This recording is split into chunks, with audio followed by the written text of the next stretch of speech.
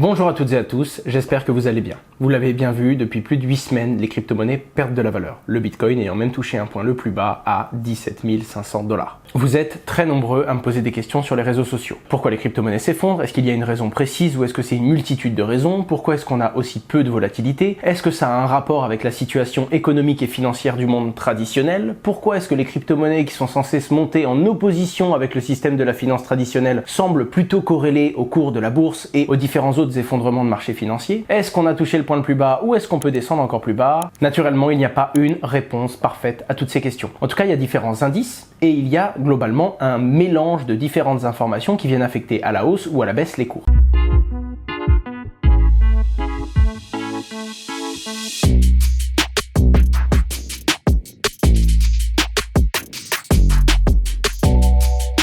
Encore une fois, le marché de la crypto-monnaie est régi par l'offre et la demande, c'est-à-dire les acheteurs et les vendeurs. Le marché ne s'arrête jamais. C'est week-end et jours fériés, 24 heures sur 24, 7 jours sur 7. Et naturellement, quand les gens paniquent et que les gens vendent, les cours peuvent repricer, peuvent se corriger très fortement et très violemment. De la même façon, un excès de confiance peut valoriser tout aussi vite une crypto-monnaie en lui faisant prendre beaucoup de valeur. Dans cette vidéo, on va essayer de faire le point. Quelles sont les deux situations? Et quand je parle des deux situations, parce qu'il y a la situation propre au marché de la crypto-monnaie, mais également la situation macroéconomique globale. Vous n'êtes pas sans le savoir, mais nous passons dans une zone de turbulence à une échelle bien au-delà de celle des crypto-monnaies. Que ce soit depuis le Covid, cause de la guerre, de l'inflation ou d'autres différentes choses qui affectent l'économie ou la finance, l'incertitude couvre bien plus que le marché des crypto-monnaies. Dans cette vidéo, je vais essayer de défricher principalement ce qui se passe dans le monde de la crypto-monnaie, mais également comprendre pourquoi est-ce qu'il y a autant d'incertitudes dans le marché traditionnel et comment est-ce que ça peut indirectement affecter le marché des crypto-monnaies. L'objectif n'étant pas de savoir si ça va monter ou descendre, mais plutôt de savoir où est-ce que l'on doit regarder pour justement pouvoir trier les informations que l'on reçoit et les actualités que l'on voit toute la journée sur celles qui peuvent avoir une importance et donner une direction à venir au marché, quelle que soit cette direction d'ailleurs. On commence tout de suite avec un point sur ce qui s'est passé sur le marché des crypto-monnaies. En août 2021, Bitcoin touche son ATH, son all-time high, le point le plus haut qu'il n'avait jamais atteint en dépassant les 67 000 $. Dans les mois qui suivent, il perd de la valeur et va stagner autour des 40 000 $. Mais c'est 9 mois après, début mai 2022, qu'une terrible actualité vient toucher le marché et accélérer encore plus le mouvement à la baisse. L'UST dépeg, c'est-à-dire qu'un stablecoin, qui était censé maintenir un cours à l'équivalence avec le dollar américain, perd de la valeur et s'effondre. Je ne vais pas revenir dans les détails puisque j'ai fait une vidéo intégrale sur ce sujet que je vous invite à regarder et qui s'affiche à l'écran. Ce qu'il faut en retenir, c'est qu'en moins de 5 jours, un écosystème complet emporte avec lui 52 milliards $. Et c'est pas simplement une perte sur les crypto-monnaies, c'est une perte dans les portefeuilles des investisseurs crypto, mais une perte sur une ligne de leur portefeuille qu'ils pensaient stable. Et donc des réserves de valeur sur lesquelles ils comptaient beaucoup plus que l'argent que l'on va mettre dans du Bitcoin, dans de l'Ether, et que nous savons évidemment assujetti à la volatilité et donc aux potentielles hausses et baisses du marché. Ce mouvement de panique a déstabilisé d'autres stablecoins, comme l'USDN ou l'USDD, qui eux aussi ont perdu une partie de leur valeur. De la même façon, le plus gros stablecoin au monde, l'USDT, a perdu 8% de sa valeur pendant quelques heures. Ça s'est très vite restabilisé, c'était un cas totalement différent, on ne peut pas comparer l'UST qui était un stablecoin algorithmique à l'USDT qui est censé avoir autant sur le marché que dans des réserves, maintenant ainsi toujours sa valeur à 1 $. Malgré tout, pendant quelques heures, des gens ont paniqué, beaucoup de gens ont vendu. Autant vous dire que si l'USDT avait perdu toute sa valeur, l'impact aurait été bien plus violent et concernant la quasi-totalité des acteurs qui sont sur ce marché. Quoi qu'il en soit, à ce moment-là, beaucoup de gens ont perdu confiance et ont paniqué. Très rapidement, le prix des crypto-monnaies a accéléré à la baisse. Mais c'est pas tout. Il y a également l'histoire de l'ST Ether. Je ne vais pas revenir dessus encore une fois puisque j'ai fait une deuxième vidéo qui parle bien du sujet. Pour faire très simple, certaines plateformes qui proposaient à des utilisateurs de déposer des Ethers contre des intérêts devaient passer par du ST Ether pour proposer des rendements intéressants. Le problème, c'est qu'on ne peut pas échanger, du moins on ne peut plus échanger un ST Ether contre un Ether. Aujourd'hui, il y a un manque d'à peu près 7% de valeur entre les deux. Le problème est bien différent du ST. Parce que si l'utilisateur ne peut pas échanger un ST Ether contre un Ether maintenant, il le pourra d'ici quelques mois ou d'ici début 2023 quand il y aura The Merge, c'est-à-dire la mise à jour du réseau Ether. Quoi qu'il en soit, comme les gens paniquent et veulent récupérer leurs Ethers maintenant, les plateformes n'ont pas le choix. Soit elles ont suffisamment de liquidité pour avancer des Ethers aux utilisateurs tout en conservant les ST Ethers dans leur poche, soit elles vont être obligées de revendre leur ST Ether qui coûte moins cher qu'un Ether en équivalence et donc proposer à l'utilisateur de perdre de l'argent ou encaisser elle-même une perte. Ce qui crée de gros problèmes de liquidité, car, pour le résumer en une ligne, les plateformes ne peuvent pas restituer tous les Ethers qu'elles doivent à leurs clients. En tout cas, celles qui étaient exposées à l'ST Ether. Entre le dépeg de l'UST et l'ST Ether, c'est trop pour certaines plateformes et ça a été le cas de Celsius. Celsius est l'une des plus grosses plateformes de prêt et d'emprunt de crypto-monnaies au monde. Elle concerne 1,2 million d'utilisateurs, entreprises et particuliers, et gérait 12 milliards de dollars d'assets under management. Le 13 juin 2022, il y a un peu plus de 10 jours, Celsius annonce couper les retraits. Sans donner plus de détails sur l'ampleur des problèmes qu'il y a en interne, elle annonce tout simplement ne plus être capable de permettre aux utilisateurs de retirer leur monnaie. Que ce soit des Ethers, que ce soit des stablecoins ou tout autre asset déposé sur la plateforme. Et ça concerne 100% de ses utilisateurs. On commence le gros mouvement de panique. D'ailleurs, la crypto-monnaie de la plateforme passe de 4,5 $ à son ATH, le point le plus haut qu'elle n'ait jamais connu, à 60 centimes de dollars quelques heures après l'annonce. Les investisseurs de la plateforme Celsius eux-mêmes ont annoncé que si une levée de fonds afin de sauver la plateforme se proposait, elle n'y participerait même pas. Il y a notamment la Caisse des dépôts du Québec ou encore Westcap Group. Mais Celsius n'est pas la seule plateforme à faire défaut. Il y a par exemple Finblocks qui réduit drastiquement ce que les utilisateurs peuvent retirer. Encore une fois, ce n'est pas geler les comptes comme l'a fait Celsius, mais c'est simplement proposer un maximum de retraits capés afin de limiter ces problèmes de liquidité. En l'occurrence, ça peut combler les petits utilisateurs puisqu'on peut retirer 1500 $ par mois, mais autant vous dire que si vous êtes une grosse entreprise, que vous avez déposé des millions sur cette plateforme et que vous avez besoin de les retirer, à coût de 1500 € par mois, il va vous falloir quelques années. De l'autre côté, Babel Finance, une plateforme bien connue en Asie, annonce la même chose avec des problèmes de liquidité suite notamment aux précédents problèmes que j'ai évoqués. Bitcoin décroche encore plus et la panique s'installe plus profondément dans les marchés. Parce que ce qu'il faut comprendre, c'est que du coup, comme beaucoup d'utilisateurs ne peuvent pas accéder à leur liquidité et paniquent, dès qu'ils peuvent retirer ne serait-ce qu'un petit peu, ils vont naturellement vendre, de peur que le marché aille encore plus bas, que le Bitcoin s'effondre encore plus, ou de peur que d'autres stablecoins perdent leur paye. Naturellement, la panique fait prendre des décisions dans la précipitation et très souvent, on veut sortir du marché et se désexposer de la volatilité. Mais ce n'est pas tout, et là on aborde l'un des gros points du sujet. FreeAC, l'un des plus gros hedge funds qui investit dans des jeunes pousses et des jeunes projets crypto, et comme on le dit, à la recherche de la prochaine gemme. Ce hedge fund va chercher des projets en early pour investir très tôt, afin de recevoir des crypto-monnaies de ce projet, et prend donc des participations et va s'indexer à la réussite d'énormément de projets de l'écosystème. C'est le cas de jeunes pousses, de jeunes projets crypto, c'est le cas également de très gros projets comme encore Solana, Avalanche, ou des grosses entreprises comme BlockFi et Fireblocks. Dès que c'est dans la crypto-monnaie, et si possible le plus tôt possible avant que le projet prenne de la valeur, FreeAC se positionne et prend des participations, en token ou en equity, c'est-à-dire le capital même de l'entreprise. Mais c'est pas tout, les fondateurs de FreeAC, Su et Kyle Davis, croyaient fortement à la théorie du super cycle, le fait que les crypto-monnaies n'allaient pas s'arrêter de baisser tout de suite et allaient reprendre un rebond de valeur phénoménal, poussant le Bitcoin à une valeur encore jamais atteinte. Ces personnes n'étaient donc pas simplement affectées par des problèmes sur l'écosystème Terra Luna, UST, dans lequel ils avaient investi, ou encore les problèmes de liquidité liés à l'Ether. Ils étaient profondément convaincus que le super cycle allait arriver et que les crypto-monnaies allaient partir encore plus fort à la hausse. Voilà pourquoi elles étaient longues, c'est-à-dire qu'elles avaient pris un pari à la hausse sur les crypto-monnaies. Et donc naturellement, voir les crypto-monnaies qui s'effondrent leur a fait perdre beaucoup d'argent. Ce qu'il faut comprendre quand on prend un long, c'est que si les crypto-monnaies baissent, on va perdre de la valeur jusqu'au moment où on va nous dire ok, vous allez perdre plus que ce que vous avez sur votre compte, donc on va supprimer votre position. C'est-à-dire, on annule votre pari à la hausse et on vous prend tout ce que vous avez, une liquidation. Et à ce moment-là, ça peut faire une grosse chandelle rouge parce que du coup, pour rééquilibrer la position et le pari en quelque sorte du fonds, le broker va devoir vendre les actifs sur le marché et ça va donc accélérer encore plus la baisse. Naturellement, FreeAC a rajouté de la liquidité, augmentant ainsi son stock, permettant ainsi au marché d'aller un peu plus bas sans pour autant liquider la ligne. Quoi qu'il en soit, ça endette encore plus le fonds.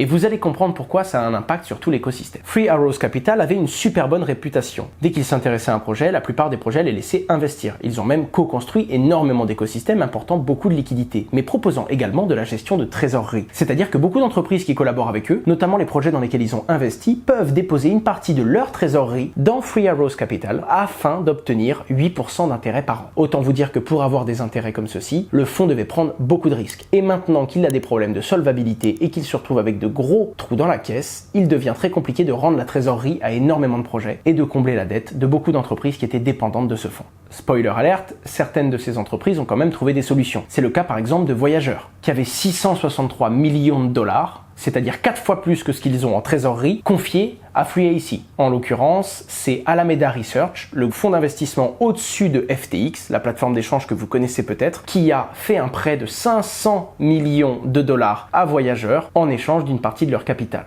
On n'a pas tous les détails, mais autant vous dire qu'Alameda Research a pris une grosse participation et peut-être aujourd'hui l'un des actionnaires majoritaires de Voyageur. C'est le cas également de la plateforme géante BlockFi. BlockFi a perdu énormément d'argent dans les différentes secousses qu'ont eu les marchés des crypto-monnaies dans les dernières semaines et c'est FTX, cette fois-ci, propriété d'Alameda Research, qui renfloue les caisses de BlockFi et qui a probablement pris une très grosse part de cette activité. Encore une fois, on peut pas avoir tous les détails, mais le défaut de paiement de FreeAC pourrait affecter énormément de projets et d'entreprises qui n'ont pas encore communiqué. Comme un iceberg, le plus gros reste peut-être immergé. Il faut donc suivre cette actualité pour savoir s'il peut y avoir un effet d'accélération, un cercle vicieux et donc d'autres plateformes affectées. Le plus important à comprendre, c'est que ça crée une incertitude globale sur ce marché. Certaines entreprises arrivent à s'en sortir. Il y a des discussions critiques qui sont réalisées dans les zones opaques du monde de la crypto-monnaie et on va avoir petit à petit plus d'informations au fil des jours. Certes, les plus chanceux ne seront pas du tout affectés par aucune de ces grosses gifles qui a touché l'intégralité du marché. D'autres seront affectés par effet ricochet, c'est-à-dire qu'ils n'auront pas été affectés directement par les problèmes du marché, mais par des entreprises qui, elles, ont été affectées et donc retransmettent ce problème.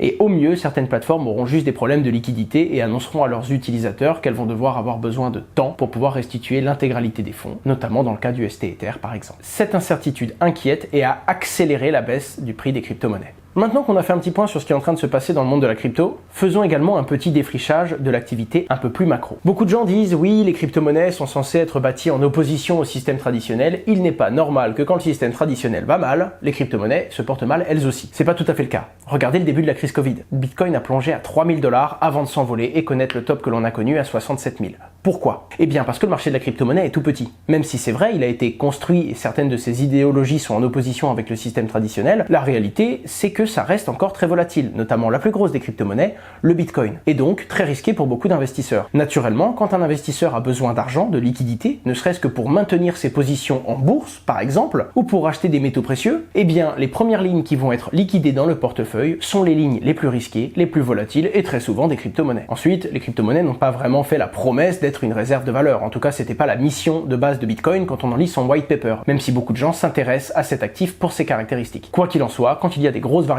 et qu'on a besoin de liquidité tout de suite, ça affecte le marché des crypto-monnaies. Voilà pourquoi on a autant de corrélations entre le Bitcoin et le Nasdaq sur les derniers mois. Mais revenons un petit peu sur la situation globale qui crée de la panique, de l'incertitude et crée un certain flou qui pousse les investisseurs à se repositionner, à rentrer, sortir, acheter et vendre un peu dans tous les sens pour essayer de trouver un équilibre et conserver un maximum de valeur dans leur portefeuille. Vous le savez, le Covid-19 a mis le monde entier en difficulté et la plupart des banques centrales ont créé de la nouvelle monnaie. Le but était d'injecter de la liquidité et de permettre à l'économie d'avoir un boost, de subsister. Certains pays ont même été jusqu'à donner de la liquidité. Ça a été le cas par exemple des États-Unis d'Amérique qui ont donné jusqu'à 1200 $ par citoyen, juste pour pousser à la consommation et booster justement l'activité économique. Ce qui a eu un super bon effet court terme. Mais à quel prix? Alors, je ne voudrais pas dire que créer de la monnaie est le lien direct qui fait qu'il y a de l'inflation, mais on sait que c'est l'une des grosses composantes. On a eu plus de 6% d'inflation sur l'Europe, presque 9 points d'inflation aux États-Unis, et c'est totalement aberrant. Imaginez si l'inflation reste à 9% pendant 12 mois par exemple, ça veut donc dire qu'un dollar américain, au début de l'année, aura la même valeur qu'approximativement 91 cents à la fin de l'année. Quand on connaît les taux d'intérêt qu'on peut avoir quand on place de l'argent sans risque à la banque, ça inquiète et on sent que son argent fond au soleil. Mais c'est pas tout pour l'incertitude. La guerre en Ukraine et en Russie a fait énormément peur au marché en général. Déjà, on sait que ces deux pays à eux seuls représentaient plus de 30% de l'exportation de blé et 60% de l'exportation de tournesol. Tournesol, très important dans énormément de denrées alimentaires. Au mieux, ça fait monter les prix de certains aliments et des céréales dans certains marchés. Au pire, ça crée des famines, comme c'est le cas en Afrique subsaharienne. On sait également que 27% des pays de l'Union européenne réalisaient entre 20 à 25% de leur import de pétrole, ce qui vient naturellement affecter directement l'Union européenne. 13% pour la France. Quoi qu'il en soit, le fait que ça touche au marché du pétrole, ça augmente le prix de l'essence indirectement. Et aujourd'hui, l'essence est 20% plus chère qu'avant le début de ce conflit. Sans vous parler également du fait que l'euro a perdu 15% de sa valeur face au dollar sur les 18 derniers mois. Donc celui qui doit utiliser de l'euro pour acheter du dollar, pour pouvoir acheter du pétrole, le dollar est très utilisé pour acheter du pétrole justement, et bien c'est quelqu'un qui en plus des 20% de hausse sur le prix du pétrole, va perdre de la valeur sur son change euro-dollar, augmentant encore plus le prix de l'achat. Mais la panique a accéléré encore plus. En effet, la Fed et la BCE ont décidé d'augmenter les taux des emprunts. Le but étant de contrôler l'inflation et d'empêcher la catastrophe. Pour cela, le seul moyen, c'est de réduire la consommation,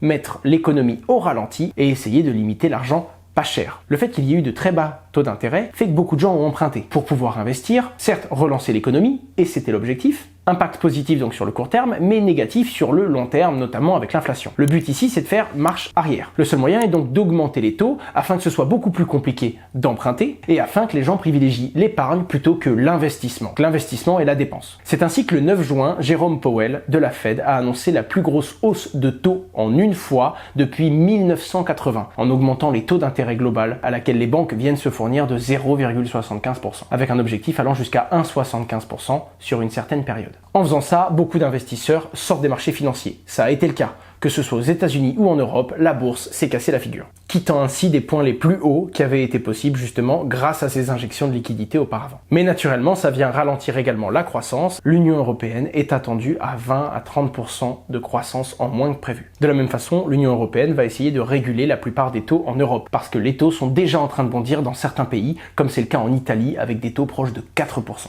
Quoi qu'il en soit, ça affecte tous les marchés financiers du monde traditionnel et par effet ricochet, les crypto-monnaies. Mais c'est pas tout pour les mauvaises nouvelles du monde traditionnel. La Chine a toujours certains points de confinement. La Chine étant l'usine du monde, quand la Chine est confinée, c'est un ralentissement d'énormément d'économies et de beaucoup de business. En effet, importer un conteneur de Chine va prendre beaucoup plus de temps et va être beaucoup plus cher. Il y a des délais sur énormément de composants informatiques. Il y a des composants en rupture de stock et ça vient affecter le monde entier puisque la Chine était l'usine du monde. L'impact est donc profond et concerne à peu près tout le monde. Autre nouvelle qui déstabilise, la dépréciation du yen. Le yen est une monnaie qui s'échange sur le forex, comme l'euro, le dollar, mais elle a réputation d'être plutôt stable et plutôt résistante. Certains l'appellent l'or des monnaies fiat, puisque l'or est connu pour être une matière première réserve de valeur, et on dit que le yen est l'une des monnaies les plus stables sur ce marché. En l'occurrence, le yen lui-même a perdu de la valeur, déstabilisant ainsi certains portefeuilles, encore une fois un coup porté à un endroit où on ne s'attend pas à souffrir dans son portefeuille, déstabilisant encore plus des investisseurs qui étaient déjà déboussolés. Il a perdu 15% face à l'euro et 20% face au dollar. Tout cela accentue encore une fois les peurs et les incertitudes autour de la finance traditionnelle, créant ainsi, un peu comme dans l'écosystème crypto en ce moment, un manque de visibilité qui appelle plus à la prudence qu'à la prise de risque et donc à l'investissement.